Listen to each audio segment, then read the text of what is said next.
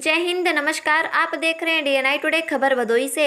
मांगों पर अडिग गहरवार की टीम, बिगड़ रही तबीयत। भदोही जिला मुख्यालय परिसर में समाज सेवी डीएम सिंह गहरवार की टीम शुक्रवार को चौथे दिन भी मांगों पर अडिग रही। अब तक गहरवार सहित 4 अनशनकारियों की तबीयत बिगड़ते रहने से और लोग तबीयत को लेकर चिंतित हो उठे हैं। गहरवार ने बताया कि मुख्यालय परिसर में वह टीम के 5 मांगों को लेकर अनशन शुरू किया है। मांगों से संबंधित आश्वासन मिलने पर ही मानेंगे। चिंता की बात यह कि 9 अक्टूबर को जिले में मुख्यमंत्री का आगमन हो रहा है। उनकी team DM Gaurang Rathi, SP Meenakshi Katyayan के आने पर उठेगी नहीं तो वह मई टीम मुख्यमंत्री के कार्यक्रम स्थल पहुंचने में देर नहीं करेंगे। अनशन स्थल पर व्याप्त गंदगी को लेकर भी अनशनकारी गुस्से में हैं। भदोही से जिला प्रभारी राजेश तिवारी के साथ रिपोर्टर वैष्णवी शुक्ला की रिपोर्ट। नमस्कार, आप देख रहे हैं डिजिटल न्यूज इंडिया टुडे। मैं भदोही से राजेश तिवारी। आज हम आप सबको एक ऐसे मुद्दे पर और ऐसे मामले पर लेके चलते हैं और ऐसी चीज़ों से हम आपको अवगत कराते हैं जो आज के परिवेश में एक चमत्कार ही कहा जाएगा। चमत्कार मानिए या तो उसे तो एक घटना मानिए या दुर्घटना मानिए या दुर्भाग्य मान सकते हैं आप उसे, या तो कुछ राजनीतिक लोगों के लिए सौभाग्य भी मान सकते हैं। तो ऐसी चीज़ों पर हम आपको आज हम चर्चा करने चल रहे हैं और एक आपको दिखाने चल रहे हैं एक मामला भदोही का, जो आज आमरण अनशन चल रहा है यहाँ पे, जिसे कहा जाता है पहले लोग आमरण अनशन करते थे, कभी राजनीति को लेकर, कभी कूटनीति को लेकर, कभी चाणक्य नीति को लेकर, तमाम नीतियों को लेकर के आमरण अनशन किया जाता था। लेकिन आज जो आमरण अनशन हम आपको दिखाने चल रहे हैं, ये भदोही जनपद के कुछ ऐसे मुद्दे हैं जो तमाम वर्षों से वो मुद्दे चले आ रहे हैं। लास्ट में उन मुद्दों को पूर्ण न होते हुए देखकर भदोही जनपद के एक युवा समाजसेवी जो है, ये अपने डीएम सिंह गहरवार जी हैं, जिन्होंने लास्ट अपना रास्ता अपनाया है कि अब आमरण अनशन करके ही इस मामले को निपटाया जा सकता है। तो आइए इनसे जानते हैं कि इस पर इनका विश्वास कितना है, भरोसा कितना है और आमरण अनशन से इन्हें कहां तक की सफलता मिलने की उम्मीद है और किन मुद्दों को लेकर के ये बैठे हैं। इनसे हम बात करते हैं और जानते हैं डीएम सिंह गहरवार जी से। आइए मुलाकात कराते हैं आपकी। जी डीएम सिंह जी, सबसे पहले तो आपको नमस्कार। प्रणाम भैया, धन्यवाद। आज आप बैठे हुए हैं भदोही जनपद में, यहाँ पे चौथा दिन है आज आमरण अनशन का। जैसा कि कल हमें सुनने में आया है कि कल किसी की तबीयत भी आपके इसी टीम में से खराब हो गई थी। तो सबसे पहले तो हम आपसे बात करना चाहते हैं कि यहाँ का जो स्वास्थ्य विभाग है, उसकी तरफ से आप लोगों को किस तरह की मदद मिली है या टीम आई है या क्या हुआ है, इन बारे में पहले आप स्वास्थ्य विभाग पर पहले बताइए। नहीं, स्वास्थ्य विभाग यहाँ है भी या नहीं है ये तो पता ही नहीं चला आज तक, क्योंकि हम 3 दिन से यहाँ बैठे हैं आमरण अनशन पे। आज तक तो कोई टीम आई ही नहीं यहाँ। और जबकि सीएमओ को ट्वीट भी किया गया, फ़ोन भी किया गया, अवगत भी कराया गया है, जिलाधिकारी महोदय को अवगत है, लेकिन यहाँ कोई नहीं आया। उसी की वजह से हमारे साथी भाई 58 वर्षीय विमलधर दुबे का बहुत ज़्यादा तबीयत रात में ख़राब हो गया, तो एम्बुलेंस के माध्यम से हम जिला चिकित्सालय में एडमिट किए हैं। जिन मुद्दों को लेकर के आप यहाँ बैठे हुए हैं, आज आमरण अनशन कर रहे हैं, कुछ 5 मुद्दे हैं शायद आपके प्रमुख मुद्दों में से। तो ये मुद्दे बहुत पुराने हैं, तमाम राजनीतिक मंच पर से भी बोले गए हैं, तमाम बड़े नेताओं के मुंह से भी बोले गए हैं और चुनाव जब भी आता है तो उस चुनाव में ये सारे मुद्दे बिल्कुल ऐसा प्रतीत किया जाता है कि जैसे कि अब बस जो चुनाव बीतते ही इन मुद्दों को पूर्ण कर लिया जाएगा, और चुनाव जैसे ही बीत जाता है उन मुद्दों को पूरा सपने की तरह लोग भुला जाते हैं। और उन्हीं मुद्दों को लेकर के आज आप आमरण अनशन कर रहे हैं। तो कौन कौन से आपके मुद्दे हैं और क्या किस तरह की सफलता आमरण अनशन से आपको मिलने वाली है, क्या उम्मीद करते हैं आप? देखिए, जो 5 मुद्दे हैं ये पुराने मुद्दे तो हैं, लेकिन ये राजनीतिक मुद्दे रहे हैं पुराने।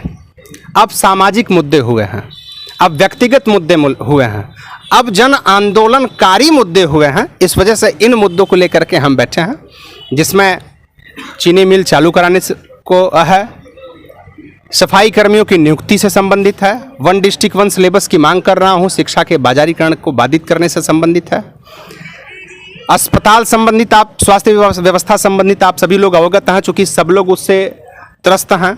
आप पत्रकार भी त्रस्त हैं, पुलिस भी त्रस्त है, प्रशासन भी त्रस्त है, आम जनता भी त्रस्त है।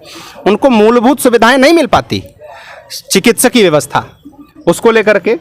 और केएनपीजी जो महाविद्यालय है वो काशी विद्यापीठ के साथ स्थापित हुआ, और आज तक विश्वविद्यालय नहीं बन पाए, राजनीतिक मंचों से घोषणा होने के उपरांत भी आज तक नहीं बन पाए, दुर्भाग्य का विषय है। उसको भी लेकर के, वो विषय इसलिए लेकर के बैठा हूँ चूँकि भाई जो बच्चे सक्षम हैं पारिवारिक आर्थिक रूप से, वो दूसरे जनपदों में विश्वविद्यालय में उच्चतम शिक्षा प्राप्त करने के लिए दूसरे जनपदों में जा करके पढ़ सकते हैं, लेकिन जो अक्षम हैं आर्थिक रूप से, वो भी विश्वविद्यालय में उच्चतम शिक्षा प्राप्त करना चाहते हैं। तो हमारे जनपद में क्यों नहीं उच्चतम शिक्षा हम अपने जनपद में क्यों नहीं ग्रहण कर सकते? इस विषय को लेकर के मैं बैठा हूं कि केएनपीजी को विश्वविद्यालय बनाया जाए और निम्न तबके का व्यक्ति, गरीब, मजलूम, दबा कुचला व्यक्ति भी वहां जाकर के उच्चतम शिक्षा प्राप्त करके भदोही भी उच्चतम साक्षर जनपद हो पावे, यही हम मांग कर रहे हैं। जैसा कि यहाँ के कुछ ऐसे तमाम ट्वीट हो रहे हैं, तमाम ऐसे नेता लोग हैं या बड़े नेता भी हैं कुछ ऐसे, जिन्होंने आपके इस आमरण अनशन को राजनीतिक रूप देने का काम किया है, राजनीतिक रूप में ढालने की कोशिश कर रहे हैं लोग। तो इस पर आपका क्या कहना है? किस तरह की राजनीति की जा रही है आपके साथ? ऐसा है कि वो लोग प्लेटो को पढ़े हैं और हम अरस्तु को पढ़े हैं, तो वो प्लेटो के हिसाब से राजनीति जानते हैं, हम अरस्तु के हिसाब से राजनीति जानते हैं। उनके राजनीति में केवल दल का झंडा ढोना है और जिंदाबाद जिंदाबाद का नारा लगाना है और खरीद करके खुद स्थापित हो जाना है। तो व्यापारिक राजनीतिक व्यक्ति हैं वो, तो स्वाभाविक है उनको राजनीति तो लगेगा ही। हम तो व्यापारी थोड़ी हैं, हम तो किसान परिवार के हैं, हम मजदूर परिवार के हैं, हम सामान्य परिवार के हैं, तो हम कहाँ राजनीतिक व्यक्ति हुए? हम तो संघर्षशील व्यक्ति हुए ना। जैसा कि अभी भदोही जनपद को छोड़ दीजिए, उत्तर प्रदेश और पूरे देश की बात कीजिए, तो जहां तक सरकार के मुद्दाओं की बात है तो सरकार अनेक कार्यों पर एक बड़े बड़े चीज साबित करने को लगी है कि हमारे सरकार में ये हो गया, हमारे सरकार में ये हो गया। और आपके जनपद को ओडीएफ कर दिया गया कई बार, आपके जनपद को कई मुद्दों में एक नंबर दिखाया जा रहा है। उत्तर प्रदेश में कई जनपदों पे एक नंबर, जैसा कि कभी कल प्रभार मंत्री जी आए हुए थे, उन्होंने वक्तव्य में भी बोला है कि किन किन मुद्दों को बोला है कि किन किन मुद्दों पर हमारा भदोही जनपद एक नंबर पे है, अभी एक नंबर पे चल रहा है। तो एक नंबर पे होने वाले जनपद में इस तरह की कमियां कहां तक आपको उचित समझ में आती हैं, और आपको ये आमरण अनशन करने की जरूरत क्या पड़ी है जब भदोही जनपद आपका एक नंबर पे है? भाई प्रभारी मंत्री जी को तो एक नंबर दिखेगा ही, कि उनके लिए तो रेड कारपेट बिछाई है ना, तो उन्हें तो ओडीएफ ही दिखेगा पूरा जनपद, कि हम स्वच्छता में पूरी तरह एकदम सने हुए हैं, हम बहुत अच्छे स्वच्छ हैं। अगल बगल देख लीजिए, कलेक्ट्रेट परिसर में आपको गंदगी मिलेगी। आप चले जाइए महाराजा चेत सिंह जिला चिकित्सालय में, शौचालय की हालत अभी देख लीजिए, अभी तो मैं सुबह देख करके आया हूँ। हालात आपको मालूम पड़ जाएगा कि वहाँ जा कर के आदमी बीमार होकर के सही होने के लिए जाता है कि और भी बीमार होने के लिए जाता है।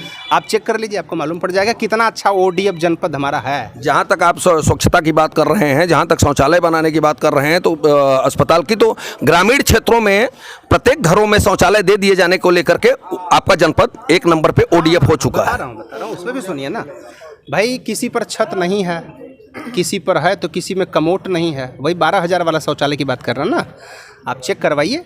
छितिवना गांव में मैं चेक किया था, आज तक किसी के पास वहाँ शौचालय तो बना है, लेकिन है ही नहीं।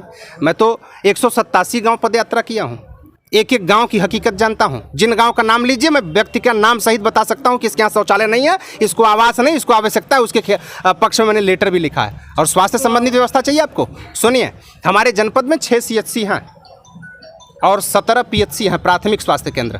17 PHC केंद्र हैं। आप जिले में जा करके टहल करके देख लीजिए, 17 में से हमें लगता है कि 7 भी नहीं चालू होंगे, सब बंद है। उनके पास वो बिल्डिंग नहीं, उनके पास वो पानी की व्यवस्था नहीं, वो व्यवस्था नहीं है, वो मेडिसिटी फैसिलिटीज़ नहीं है उनके पास।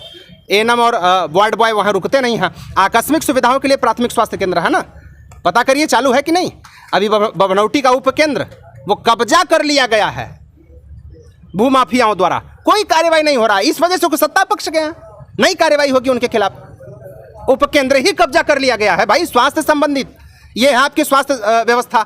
अरे भाई, PHC पर गरीबी ही व्यक्ति जाएगा, निचले तबके का व्यक्ति जाएगा, जिसको कपड़ा पहनने का क्षमता नहीं है, वो जाएगा PHC पे जांच कराने के लिए। प्राइवेट हॉस्पिटलों में तो बड़े बड़े लोग जाते हैं, और यहाँ के लोग इसको एक नंबर पे, इसलिए बिल्कुल एक नंबर पे मैं स्वागत करता हूँ। जिला एक नंबर पे होना ही चाहिए, वही मैं चाहता हूँ कि भदोही और भारत को हम दिखाएं कि भदोही से निकलने वाला व्यक्तित्व भारत में नाम कर रहा है, विश्व में नाम कर रहा है। तो ऐसे भी जनपद को आप मूलभूत आवश्यकताओं से काहे विपरीत में लेके चले भाई? वो भी मूलभूत आवश्यकताओं की प्रतिपूर्ति करिए ना, शिक्षा दीजिए, रोजगार दीजिए, स्वास्थ्य दीजिए, ये मूलभूत आवश्यकताएं हैं। गड्ढा मुक्त रोड जो होती है उसका तो पूरा नारा लगाया जा रहा है कि पूरे भदोही जनपद में गड्ढा मुक्त रोड नजर आ रही है। आपको कहिए दिखा दूं, मेरे यहाँ जाना हो, मेरे घर पे चले जाइए आप जाइए गाजी मियाँ मेला से घूमे और पीपरी तक चले जाइएगा, आपकी रीढ़ की हड्डी बोल जाएगी, ऐसा गड्ढा मुक्त है भाई। ये हालात है। एक्सीएन को मैंने लिखित लेटर दिया, कोई कार्यवाही नहीं हुआ। हमने कहा कि भाई राबिस गिरवा दो, कहा मेरे पास बजट ही नहीं है। और 3 साल भी रोड बने नहीं हुआ, 3 साल रोड बने नहीं हुआ। हालात उस रोड की ये है कि केवल गड्ढा ही गड्ढा, इतना पानी डूबा हुआ है। फिर से धान लगाऊंगा। मतलब इसे गड्ढा मुक्त नहीं गड्ढा युक्त कहा जा सकता है। युक्त ही है भैया। भाई महाराज जी काम कर रहे हैं, मुख्यमंत्री जी काम कर रहे हैं, जिलाधिकारी महोदय काम कर रहे हैं, बीडीओ काम कर रहे हैं, सीडीओ काम कर रहा है, एसडीएम काम कर रहे हैं। हो कहाँ रहा है काम तो दिखाइए क्या हो रहा है। जैसा कि आज आपको धरना करते हुए चौथा दिन हो गया है, चौथे दिन से आप लोग यहाँ आमरण अनशन पे बैठे हैं, तो उच्च अधिकारियों में से किसी का आगमन आपके पास हुआ? कोई विकल्प? कल रात में एसडीएम ज्ञानपुर साहब और सीओ ज्ञानपुर साहब आए थे। आज अभी एडीएम साहब और एडिशनल साहब आए थे, एडिशनल एसपी साहब। उन्होंने आश्वासन दिया। हमने कहा भाई जिलाधिकारी महोदय से मेरी बात कराइए। वो आश्वासन दे, चूंकि शासन स्तर का मामला है, हमें आश्वस्त करें कि हाँ ये शासन स्तर का मामला मैं पूरा कराऊंगा किसी कीमत पे, चूंकि सरकार ने इसका घोषणा भी किया है। ऐसा नहीं है कि मैं उड़ते उड़ते चीज़ को मांग कर रहा हूँ, सरकार ने इसकी घोषणा की, उसी में पूरा करा दें। ये आश्वासन दे दें, मैं अनशन तोड़ दूंगा। मुझे शौक थोड़ी है भूखा रहने का। तो आपने देखा, ये हैं डीएम सिंह गहरवार जी, जो तमाम भदोही जनपद के समस्याओं का मुद्दा लेकर के आज आमरण अनशन पे बैठे हुए हैं। और कुछ आला अधिकारी भी भदोही जनपद से आए थे जो इनसे मुलाकात भी किए हैं, आश्वासन भी इनको दिया गया है। अभी समय लिया गया है, अब उन आने वाले समय में क्या निर्णय लिया जाता है ये आने वाला वक्त ही बताएगा। और तब तक के लिए दीजिए इजाज़त राजेश तिवारी को। नमस्कार। हम लोग भी निकलना है।